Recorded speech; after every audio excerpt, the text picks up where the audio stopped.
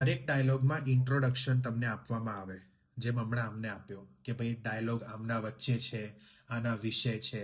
જ્યારે ઇન્ટ્રોડક્શન આપવામાં આવે ત્યારે આપણે આરામથી શાંતિથી બેસવાનું નથી. એ વખતે ઇન્ટ્રોડક્શનમાં જે પણ શબ્દો એ લોકો બોલે એમાં જે પણ કંઈ તમને મતલબ આમ ઇમ્પોર્ટન્ટ વર્ડ્સ લાગે કે ભાઈ આ ઇમ્પોર્ટન્ટ છે, લખવા જેવું છે, કારણ કે આનો ઉપયોગ તો ડાયલોગમાં થશે, એ બધા વર્ડ્સ શોર્ટ ફોર્મ બનાવીને લખવાનું ચાલુ કરી દેવાનું જ્યારે ઇન્ટ્રોડક્શન ચાલતું હોય. બીકોઝ 99% આમનો ઉપયોગ ડાયલોગમાં થશે જ. હવે અહીંયા કીધું વેટ, ડોક્ટર, બ્રુનો, ઓનર, પેટ, આ તે જેટલા વર્ડ્સ આયા મેં ફટાફટ એક એક કરીને લખવાના ચાલુ કરી દીધા. કદાચ એકાદો શબ્દ ના પણ આવે ડાયલોગમાં, કોઈ એવી કોઈ 100%ની ખાતરી નહીં કે બધા આવશે જ, પણ 99% આ શબ્દોનો પ્રયોગ તમારા ડાયલોગમાં થશે. ઓકે, તો આપણે અહીંયા ડોક્ટર લખી નાખ્યું શોર્ટ ફોર્મમાં, પેટ લખી નાખ્યું, ઓનર લખી નાખ્યું, ડોગ, બ્રુનો, પેન લખી નાખ્યું, વેટ લખી નાખ્યું.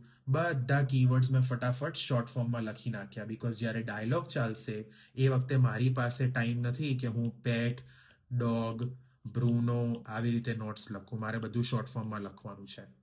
Is that clear everyone?